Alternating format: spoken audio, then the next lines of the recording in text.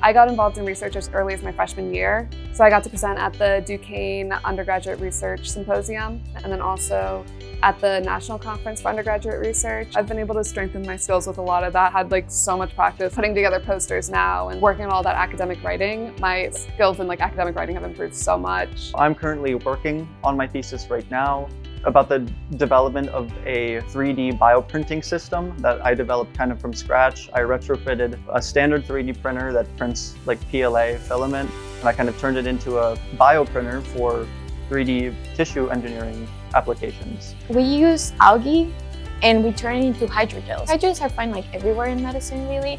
So we're creating the particles from zero by using a system that falls with different type of solutions that when they emulsificate, they turn into particles. I do computational biomechanics. We study the behaviors of different tissues by using computers.